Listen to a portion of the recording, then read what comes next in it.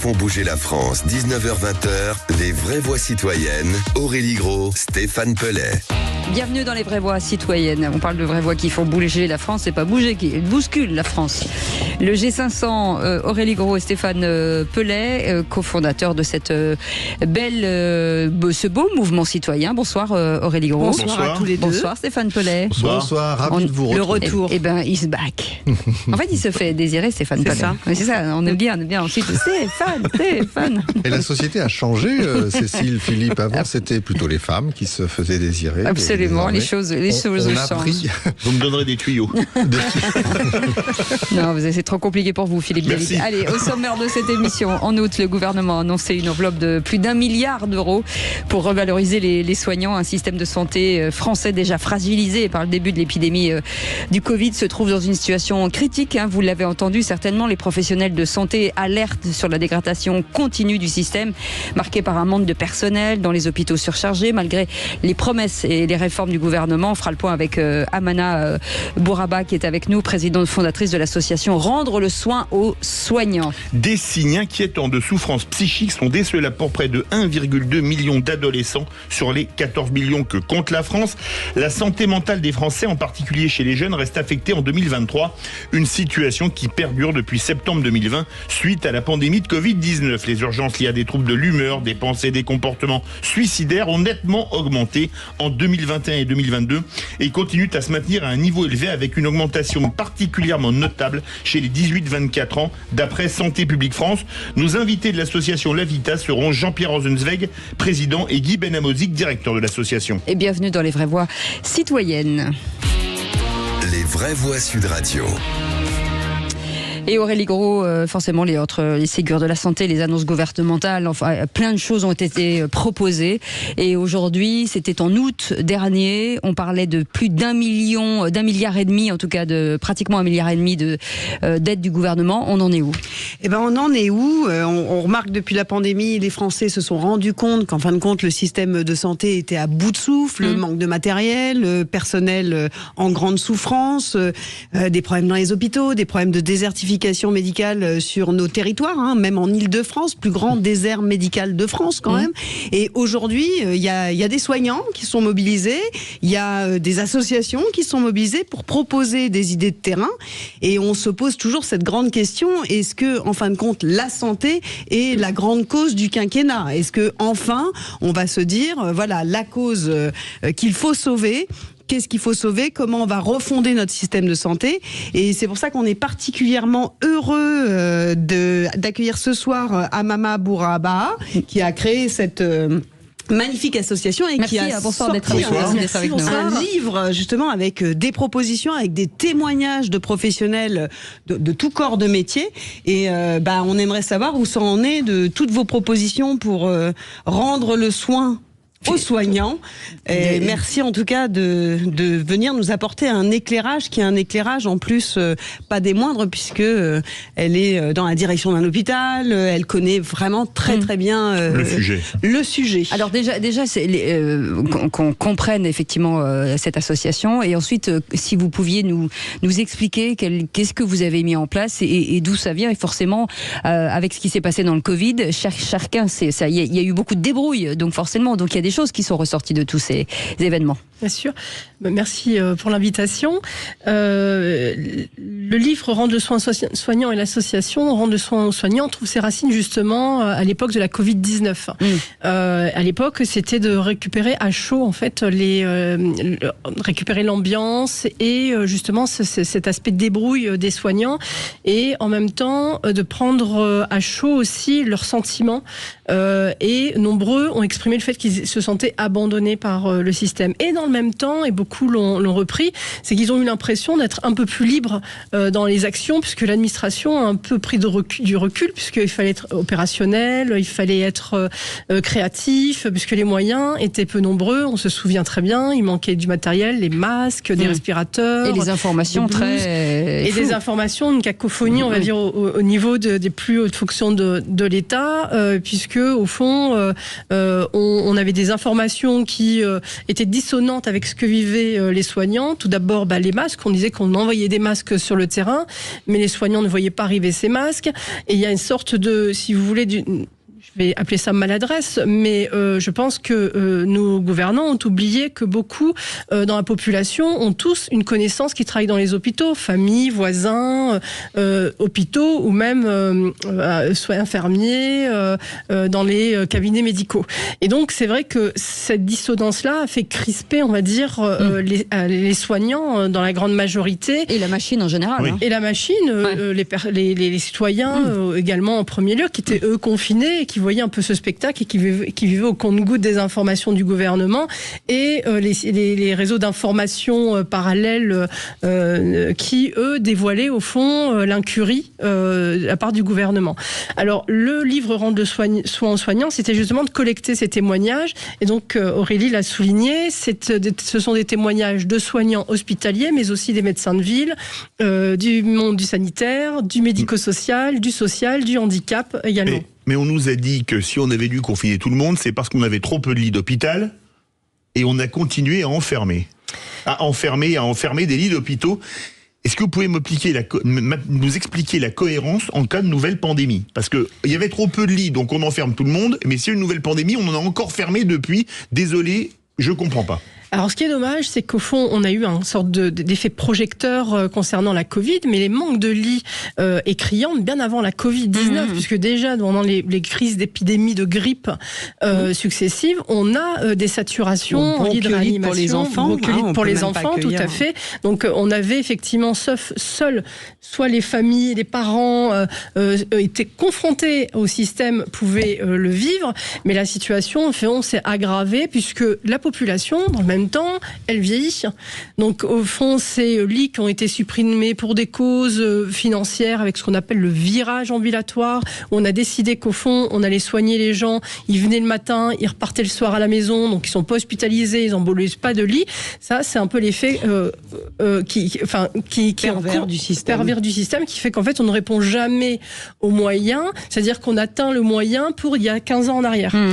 Est-ce que les soignants, en tout cas les personnels soignants, ont pris des risques pendant cette période de Covid, en prenant effectivement, sortant peut-être des protocoles ou des risques certains? Alors les soignants, moi j'en suis admirative, je ne suis pas soignante de métier, donc pour être proche au fond des soignants, quand il y a une situation de crise, les soignants c'est presque biologique, c'est-à-dire aux urgences, ils vont compter le nombre de matériel, mais en même temps économiser les gestes pour pas se fatiguer, etc. C'est un truc qui est assez intuitif chez eux. Donc quand aujourd'hui, par exemple, quand on parle de tarification à la qualité, c'est complètement dingue de penser une minute que la qualité n'est pas intrinsèque aux soins et qu'on devrait, pour autant, quand on fait du qualitatif, rémunérer cette qualité. Enfin, voilà, ça c'est le côté complètement hallucinant au fond du système qui fait que... Un côté peut-être très administratif. Bureaucratique, effectivement. Bureaucratique, parce que effectivement, pour connaître les soins, il faut être au fond soignant et médecin pour savoir que chaque individu est différent. Donc le diabète, c'est le diabète, d'accord, la maladie, on la connaît, mais la personne qui a peut-être une comorbidité, qui a peut-être aussi des problèmes sociaux, donc un besoin d'éducation nutritionnelle, besoin d'entourage particulier. La singularité d'un patient. Tout à fait. Celle-là, les soignants en sont complètement investis et pour eux, ça fait partie de leur métier. Mais moi, je vous demande, qu'est-ce qu'il faudrait tout de suite faire? Ce serait la mesure numéro 1 que vous auriez en tête. Je dis ça pourquoi? Parce que vous savez qu'en coût constant, en fait, on a mis 30 milliards en 30 ans de plus dans le système de santé. Mais simplement, c'est ce que disait tout à l'heure Cécile, c'est que la population vieillit, le besoin de soins est tellement plus important. En fait, on court, on n'arrive jamais à rattraper le niveau. Et petit à petit, le personnel soignant se désespère et souvent va vers les cliniques plutôt privées parce que ça va être encadré différemment, il va y avoir moins de difficultés, etc. Moins d'attente. Qu'est-ce que vous feriez en tout premier si vous étiez ministre de la Santé? Alors, déjà, c'est bien, vous avez eu une promotion à 19h13. Vous savez quoi? On va faire une petite pause. On va faire vous pouvez réfléchir à la réponse pour éviter de faire un bad buzz. C'est un bon teasing, ça. Vous restez avec nous. On revient dans quelques instants justement sur la santé en général. La mauvaise santé, forcément, financement de nos hôpitaux. On a forcément des choses à proposer, pas nous, mais vous avez des choses à proposer. On en parle dans quelques instants. On fait une petite pause. C'est les vraies voix citoyennes jusqu'à 20h. 19h-20h, les vraies voix citoyennes. Aurélie Gros, Stéphane Pellet. Les enjeux de santé, notamment l'accès aux soins, est une des premières préoccupations des Français. Avec les nombreux départs à la retraite des médecins, évidemment, je suis bien conscient que la situation est difficile dans beaucoup de territoires.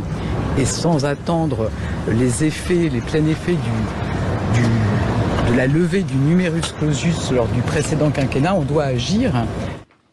Et avec notre invitée Amama Bouraba, et qui est présidente fondatrice de l'association Rendre le soin aux soignants. En tout cas, merci d'être avec nous. Stéphane Pellet vous posait une question tout à l'heure, juste avant la pub, justement sur ce sujet des soignants. Et c'était, Stéphane, vous proposiez, quelle est la première proposition qu'on pourrait faire, c'est ça? Oui, je disais avec les moyens ont augmenté, mais on voit que ça ne suffit pas. Il y a la reconnaissance des Français pourtant, mais on voit que ça ne suffit pas. Et pourtant, en sortant par exemple des écoles de médecine, on va plutôt vers l'hôpital plutôt que sur le territoire, etc. Donc on sent qu'il y a quelque chose à faire, peut-être plus fort encore que tout ça. Vous auriez quoi comme idée? Déjà, certainement débureaucratiser l'hôpital. J'ai repris quelques chiffres clés en France qui dirigés font par l'administration. On a 15 500 lois, 14 000 décrets, 400 000 normes, 74 codes. Et en ce qui concerne la santé, en sus des ARS, le ministère dénombre 34 agences et opérateurs, dont l'utilité sociale n'a pas été évaluée. Or, dans ces institutions, on sait que ça va se démultiplier, au fond, les réunions de travail, etc., etc. Donc, on va mobiliser aussi des soignants, des médecins, du temps, au fond, qui pourrait être mieux réorienté vers le patient lui-même. Les patients lui-même, au chevet du patient. Est-ce qu'on a le rapport justement entre l'administratif dans le quotidien d'une infirmière, par exemple, ou d'un médecin, la part de l'administratif par rapport à la part d'humain, où on prend en charge un patient véritablement? Alors, je ne l'ai pas en tête tout de suite, mais je sais qu'il est inversement proportionné par rapport à celui de l'Allemagne. Ça, c'est inquiétant. Voilà. C'est souvent un critère. Donc, c'est plutôt très important. C'est plutôt très important. Et au fond, je pense, oui, il y a nécessité de réorienter les moyens, mais financiers également, puisqu'on a du coup des sortes de tuyauteries sophistiquées qui fait que l'argent, même si on annonce des chiffres extraordinaires, ne sont pas orientés directement au bon endroit, au chevet du patient. Et là, on vient d'entendre les annonces de Madame Borne, notre première ministre, et vous en pensez quoi alors? Parce que depuis, c'était en septembre. C'est des redites par rapport aux vœux. Elle a quand même dit que c'était la première préoccupation des Français. C'est bien, c'est bien de s'en rendre compte. C'est dit des Français, peut-être pas du gouvernement. Oui. Apparemment, c'est pas le cas, en tout cas, pour le moment. C'est su, c'est répété en éléments de langage, on va dire, pour dire qu'on est bien en rapport avec le réel et le terrain. Sauf que déjà en janvier 2023, lors des vœux du président de la République, avait déjà dit qu'il était conscient, au fond, du constat partagé, de la déliquescence du système de santé, etc. Mais au fond, on n'a rien vu arriver. L'arrêt du numerus clausus,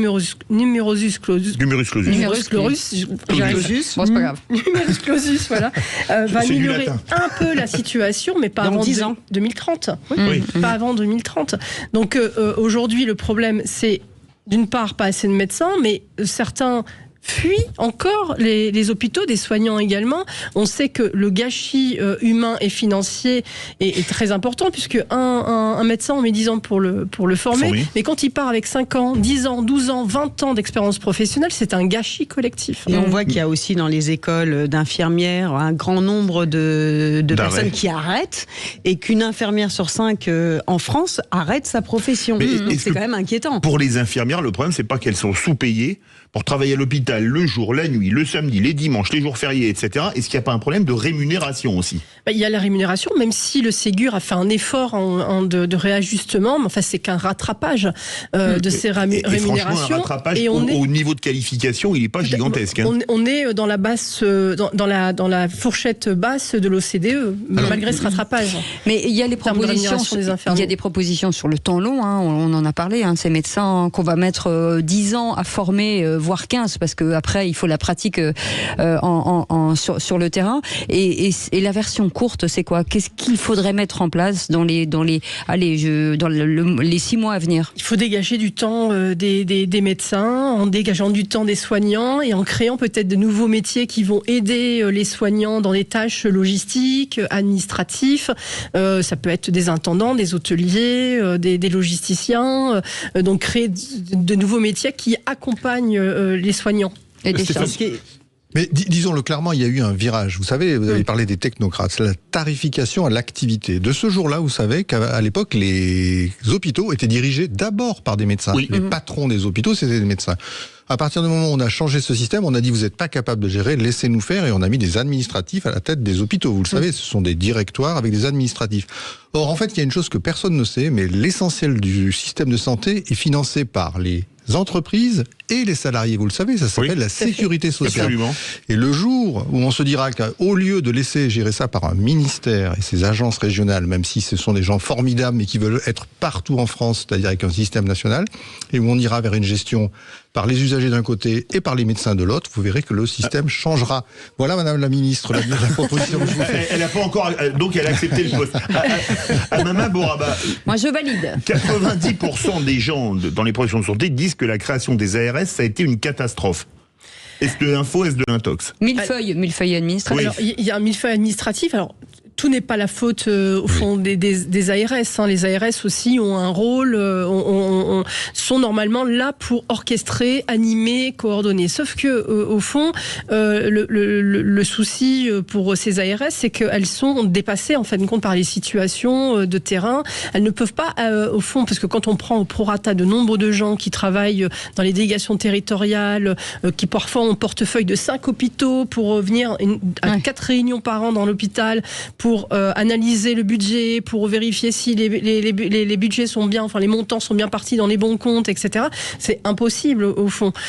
Donc il manque une proximité, peut-être un maillage au fond, et donner sûrement plus de pouvoir à la commission médicale. Enfin, il existe de ce qu'on appelle les directoires, les nouveaux directoires ne sont pas une réussite. Il faut dire la vérité. Ça ne fonctionne pas si bien que ça. Mais là, dans ce que vous dites, il n'y a pas du tout d'humain en fait. On est encore une fois dans la technocratie, finalement, dans la bureaucratie. On n'a toujours pas revalorisé ces soignants, enfin en tout cas au chevet des patients. Au chevet des patients, non du tout, puisque du coup, ils continuent. Il faut faire des rapports, des comptes rendus, il faut faire remplir des questionnaires, il faut faire des audits. Donc effectivement, c'est toute la journée un cadre. Par ailleurs aussi, passe son temps, non pas à manager le présentéisme, mais à manager plutôt l'absentéisme, puisque forcément, il est important. Les soignants sont usés, fatigués, ils passent leur temps à changer colmater des trous de planning, etc. Et il y a la question de la médecine de ville, en fin de compte, puisque aujourd'hui, vous nous dites qu'il y a plein d'administratifs qui travaillent pour l'hôpital public, mais ce qui empêche les médecins généralistes ou les médecins de ville en général, les professionnels de santé de ville de travailler, c'est qu'ils sont surchargés par l'administration et eux, ils n'ont pas d'administratif. Et vous ne pensez pas que de redonner des moyens à la médecine de ville pour désengorger aussi les hôpitaux, parce que je pense que la perte du médecin de famille, la perte du médecin dans les villages, ça va être une catastrophe. Envoie directement aux urgences. Alors ça a été proposé, hein, l'été dernier, il y avait déjà cette polémique où au fond il y avait des budgets qui avaient été proposés justement aux praticiens qui sont au secteur 1, justement de pouvoir avoir un appui administratif, sauf qu'au bout des 2 ans, ils étaient financés puis la 3e année.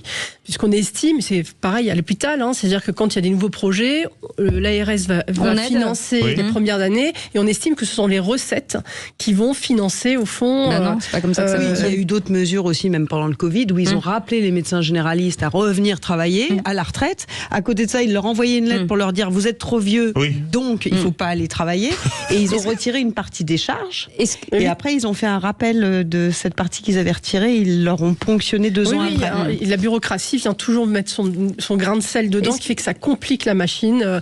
Ça finit effectivement par rendre ce qu'on appelle des usines à gaz, où les soignants finissent par pas trouver leur compte et finissent par jeter l'éponge. Est-ce que les maisons de santé, finalement, c'est une bonne solution, démultiplier les maisons de santé? C'est une bonne solution, parce que ça permet un peu comme dans les hôpitaux, c'est ce que recherchent au fond les jeunes médecins, c'est travailler en pluridisciplinarité. pluridisciplinaire, en équipe, et les maisons de santé permettent justement de mutualiser peut-être les frais, les dépenses, ce côté administratif, secrétariat, taper les comptes rendus, etc. Entre médecins. Il y a également les centres de santé dont on ne parle pas assez également, qui sont aussi un maillage important, puisque les centres de santé permettent, sans avance de frais important, du coup de se soigner. Dispensaire, vous appelez ça. On peut appeler ça dispensaire, mais les centres de santé sont aussi un acteur, je pense, important dans ce maillage territorial. Exactement. Merci beaucoup. Amama Bouraba est présidente fondatrice de l'association Rendre le soin aux soignants. Merci beaucoup. Dans un instant, on va revenir sur ces adolescents qui inquiètent. Pour un peu plus d'1 million d'adolescents aujourd'hui, sont décelés avec d'inquiétantes souffrances psychiques. On en parle dans quelques instants avec l'association Lavita. À tout de suite. Sud Radio, les vraies voix qui font bouger la France. 19h-20h, les vraies voix citoyennes. Aurélie Gros, Stéphane Pellet. Bienvenue dans les vraies voix citoyennes. Bienvenue dans les vraies voix citoyennes avec Aurélie Gros et Stéphane Pellet. Amama Bouraba est toujours avec nous. En septembre 2023, on va parler d'une association, Lavita. Stéphane Pellet. Eh oui, je vais vous le dire, c'est avec un peu d'émotion qu'on accueille un grand monsieur. Un grand monsieur, deux grands monsieur, mais un que j'ai moi-même côtoyé dans l'action, où on parlait beaucoup des mineurs, des enfants, des jeunes, enfin tout ça. Donc Jean-Pierre Rosenzweig, je préfère donner son nom tout de suite, qui est là, donc qui est notamment le président de Lavita, cette association, mais de beaucoup d'autres actions encore en France. Et puis bonsoir, merci d'être avec nous d'abord, merci beaucoup. Et puis Guy Benamozig, directeur donc de cette association. On est ravis, messieurs, de vous avoir parce que on ne pourra pas épuiser le sujet ce soir, mais vous incarnez en France quand même cette approche extrêmement généreuse, humaine de la question de la jeunesse, tout simplement. Et on n'a pas envie de faire de longues présentations, même si vous aurez l'occasion de répondre. Mais d'abord, dites-nous une chose simple, Jean-Pierre Rosenzweig. Comment va la jeunesse de France ce soir ? Le moins qu'on puisse dire, c'est qu'il y a une jeunesse de France qui n'a strictement aucun problème. Elle est à la table, elle est garantie d'avoir une partie du gâteau, donc il n'y a pas de problème. C'est l'autre partie, celle qui n'arrive pas à monter à la table et qui n'est pas du tout assurée d'avoir une miette, qui pose problème. On l'a vu au mois de juillet. Et puis il y a celle, effectivement, qui va très très mal. Pour passer la parole tout à l'heure à Guy Benamozig, le suicide, c'est la deuxième cause de décès des jeunes de 17 à 24 ans. Donc il y a une partie de la jeunesse qui est en très grande difficulté.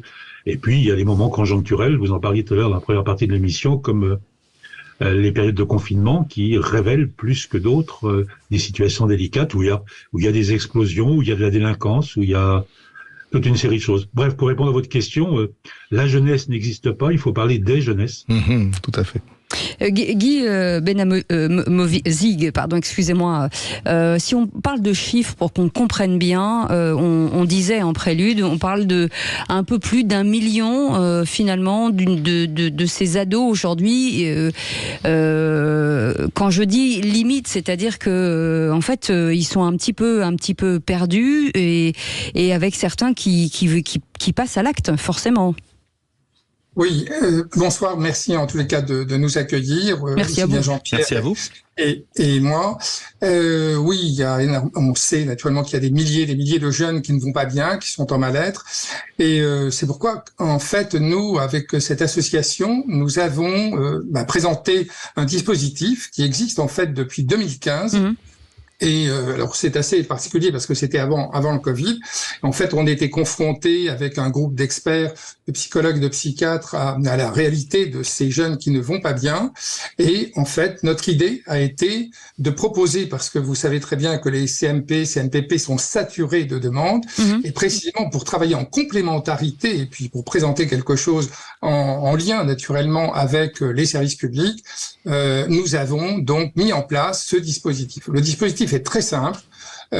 Donc en fait, il existe depuis 2015, mais il a été fonctionnel à partir de 2017 parce qu'il a fallu trouver des financements. Parce que les pouvoirs publics en fait n'ont pas pu nous aider. On n'a pas réussi à obtenir des financements. Si ça vous intéresse, je peux vous dire quels sont les financements qu'on a pu obtenir de mutuelles, de fondations qui nous soutiennent encore aujourd'hui. Et le Conseil régional d'Île-de-France, Madame Pécresse, est intervenue avec sa directrice de cabinet pour nous soutenir. Le principe du dispositif est extrêmement simple. Un jeune est repéré par un professionnel qui est en contact avec lui. Ce jeune et le professionnel, ça peut être un médecin généraliste, une assistante sociale, une infirmière scolaire, un travailleur social. Nous travaillons en lien avec les missions locales que vous devez connaître, qui sont sur toute la France, mais principalement sur Paris, Île-de-France. Il y a 250 000 jeunes qui côtoient ces missions locales, et 30% de ces jeunes sont en mal-être.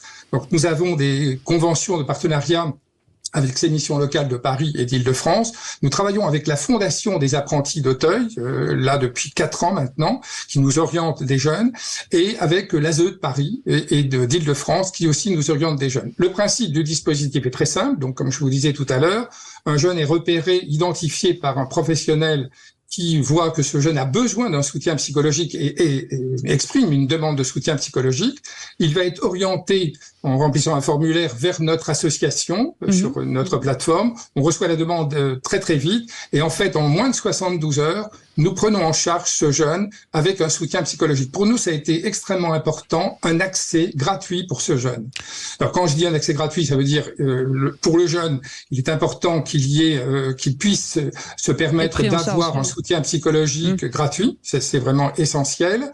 Mais nous payons l'ensemble des professionnels qui vont le prendre en charge. Oui, parce que c'est un frein pour ces jeunes-là, le paiement de ces consultations-là. Souvent, ils n'osent pas. Il y a peut-être aussi une question d'argent, de moyens. Absolument. C'est pour ça qu'on a décidé cette gratuité, cet accès gratuit et rapide. C'est surtout l'immédiateté et la gratuité de cette prise en charge. Le jeune est orienté vers un psychologue de proximité, homme ou femme selon son souhait. Un bilan psychologique va être fait. C'est très important pour nous, ce bilan d'évaluation psychologique qui permet de ne pas passer à côté d'une pathologie et d'évaluer aussi s'il a des troubles. Et dans ce cas-là, il sera pris en charge aussi par un de nos correspondants psychiatres. Ce jeune, et nous tenons aussi à un bilan somatique. Je vous ai entendu parler tout à l'heure des maisons de santé, des centres de santé. Pour nous, c'est essentiel que on passe par des médecins généralistes qui appartiennent à ces centres de santé. Et nous avons la chance aussi aujourd'hui d'avoir un partenariat avec l'espace santé jeune Guy Moquet de l'Hôtel-Dieu, qui va prendre aussi en charge nos jeunes sur des bilans somatiques. Donc, bilan d'évaluation psychologique, bilan somatique et suivi psychologique. Pour nous, voilà, c'est un petit peu le cadre de cette prise en charge. Jean-Pierre Rosenweg, vous avez parlé non pas de la jeunesse, mais des jeunesses. On a parlé des dégâts collatéraux, des confinements sur les jeunes. Est-ce que toutes ces jeunesses sont touchées de la même manière, ou est-ce différent selon le milieu social? Non, je crois qu'effectivement, mais cette règle s'applique ici comme elle s'applique d'une manière générale. Le milieu à la fois conditionne les problèmes, il conditionne les réponses aux problèmes. Je disais il y a 40 ans que la violence à enfants, elle existait partout. C'est l'épaisseur des murs qui allait guider la nature de l'intervention. Si le mur est très fragile, comme dans les HLM, c'est la police et les services sociaux qui vont intervenir. Si le mur est en meulière, comme dans le 16e, c'est plutôt le psychiatre en Suisse qui interviendra. Voilà. Donc, c'est pour répondre à votre question. Pour prolonger ce que disait Guy, mais sous un autre angle, ce qui est intéressant dans la démarche Lavita, c'est qu'effectivement, elle répond à un problème politique qui consiste à dire il n'y a pas d'intervenants sociaux disponibles, notamment il n'y a pas de psychologues disponibles, et deuxièmement, ils vont mettre des mois et des mois à intervenir. Parce que démontre le réseau qui a été mis en place par Guy, puisque c'est son idée, il faut rendre à César ce qui appartient à César, c'est qu'il en existe des psychologues disponibles en région parisienne. Je disais l'autre jour qu'il en avait réuni 200, mais je crois que c'est un peu plus, il va le préciser. Mais en tout cas, ils peuvent intervenir en 48 heures, et gratuitement. Donc, quand on vient nous dire qu'il y a beaucoup de jeunes en souffrance et qu'en face, il n'y a pas les intervenants disponibles, c'est un peu faux. Nous ne savons pas les mobiliser. Et le problème, c'est que les pouvoirs publics ne savent pas. Ils ont abandonné nombre de missions de service public, ça a été dit dans votre première partie d'émission, éducation nationale, police, justice, santé, j'en passe et des meilleurs. Et dans le champ de la santé mentale, de l'accompagnement des personnes en difficulté, et spécialement des enfants, Eh bien, depuis des années, et ça passe par toutes les couleurs politiques, on n'a pas fait ce qu'on devait faire.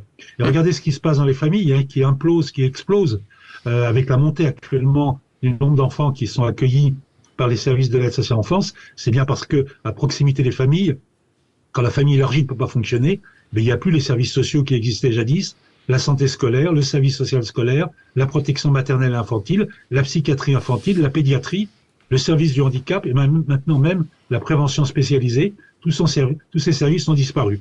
Bien, ce que fait la Vita, c'est de démontrer que si les services ont disparu, il y a encore dans ce pays un certain nombre de gens qui sont mobilisables si on veut bien s'organiser pour les mobiliser.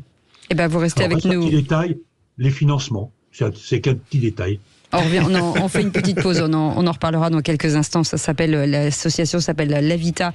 Pierre Rosenberg est avec nous et Guy Benamovic et cette belle association justement pour venir en aide à cette jeunesse un petit peu, et je dis même beaucoup très perturbée. On en parle dans un instant. 0826 300 300. Vous avez envie de poser des questions, vous êtes les bienvenus jusqu'à 20h. Sud Radio, les vraies voix qui font bouger la France, 19h-20h, les vraies voix citoyennes, Aurélie Gros, Stéphane Pellet. Et on est ravis de retrouver Stéphane Pellet et Aurélie Gros. C'est le G500 qui chaque semaine nous propose des associations de personnes très motivées sur l'engagement, sur le terrain. Et ce soir, c'est l'association La Vita. Pierre Rosenberg est avec nous et Guy Benamovic qui est avec nous. Et cette association qui vient justement à titre préventif à l'endroit d'une jeune génération. Vous évoquiez tout à l'heure ces jeunes à qui vous permettez de rencontrer en tout cas des praticiens sur des pathologies qu'ils ont. Quel est le rôle des parents aujourd'hui? Est-ce que quand vous dites que ce sont des professionnels de santé qui identifient effectivement le mal-être de ces enfants, quel est le rôle des parents? Est-ce que les parents s'en rendent compte? Est-ce que finalement ce rôle des parents est essentiel aussi? Jean-Pierre. Oui, je veux bien répondre, mais je pense que c'est à Guy de le faire. Oui, bien entendu que les parents, à la fois, participent d'eux, parfois ils sont à l'origine des problèmes que les enfants peuvent rencontrer, et ils sont les mieux placés, j'allais dire, pour percevoir, à condition d'avoir les bonnes grilles de lecture, un certain nombre de symptômes. Ce qui est intéressant, c'est que dans les hypothèses dont nous parlons, c'est qu'ils ne peuvent pas tout seuls répondre aux problèmes. Et l'enjeu, c'est de surtout ne pas les laisser tout seuls. D'où le fait de pouvoir, j'allais dire, faire appel à des intermédiaires comme le médecin de quartier, le médecin de famille, qui lui-même ne doit pas être laissé esseulé. C'est toute une chaîne. Donc il faut que les parents réalisent qu'il y a un problème avant le suicide, si possible, ou la tentative de suicide. Deuxièmement, qu'ils trouvent un médecin qui lui-même est informé et qui va pouvoir passer le relais à une association comme la Vita ou à d'autres. Peu importe, parce qu'il n'y a pas que la Vita en France qui fasse le nécessaire. Alors, je pense que Guy peut prendre le relais à ce moment-là. Avant qu'il le prenne, on fait intervenir naturellement. Pardon, Guy, je complète un petit peu le propos. Donc il y a le rôle des parents et donc le réseau de réponse, comme disait Jean-Pierre Rosenberg. Justement, expliquez-nous bien ce fameux réseau, parce qu'il y a quand même quelque chose d'extraordinaire dans votre action, c'est que vous avez complètement pris la place de l'action publique défaillante, et vous proposez une réponse en 2 à 3 jours maximum. Comment vous réussissez ça, et surtout, comment on peut faire pour vous aider? Avec quels moyens, surtout. Voilà, et avec quels moyens? Alors en fait, le processus est très simple. Si vous voulez, d'abord ça part du constat des services publics naturellement saturés, comme je disais tout à l'heure, mais c'est surtout aussi de notre expérience. Notre expérience, ça veut dire un comité d'experts et puis l'association avec un conseil d'administration, des personnes impliquées, mobilisées. Et ce comité d'experts est composé, comme je vous disais tout à l'heure, de psychiatres, je ne sais pas si je l'ai dit, mais en tous les cas de psychiatres, de psychologues, de sociologues, d'historiens, de philosophes. Et c'est une réflexion globale que nous avons menée.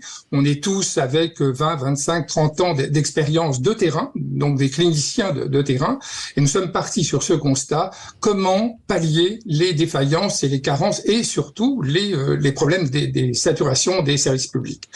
Donc voilà, on a mis en place ce processus-là, ce dispositif très très simple, comme je vous disais tout à l'heure, le repérage par un professionnel. Donc ça veut dire des gens de terrain. Où sont les jeunes? Ces jeunes qui ne vont pas bien, ils sont aussi bien dans les collèges, les lycées, les universités, les missions locales, et puis aussi dans des fondations, des établissements comme la Fondation des apprentis d'Auteuil.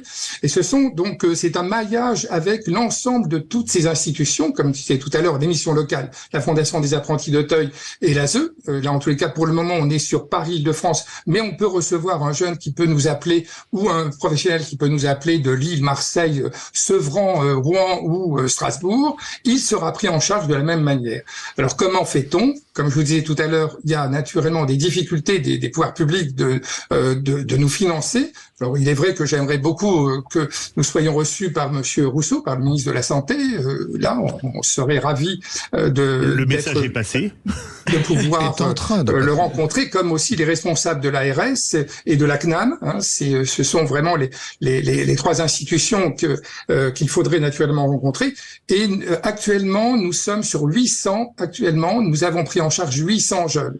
Et ceci grâce à des financements privés, comme je vous disais tout à l'heure, aussi bien la Mutuelle des Douanes par exemple, la MASFIP, et des fondations comme la Fondation Rothschild, la Fondation Notre-Dame ou le Grand Orient de France qui nous aident. Toutes ces fondations et ces mutuelles ont permis d'accueillir ces jeunes gratuitement, mais je rappelle, nous réglons toutes les consultations, les honoraires de tous les intervenants qui sont avec nous. Sans aucune aide de l'État actuellement, rien. Zéro. Voilà, en dehors du Conseil régional d'Île-de-France, c'est comme je vous disais tout à l'heure, grâce à Madame Pécresse qui est intervenue et aussi à sa directrice de cabinet qui a voulu absolument nous soutenir. Mais vous ne pensez pas que Guy et Jean-Pierre... On peut même aller plus loin sur la question. Oui.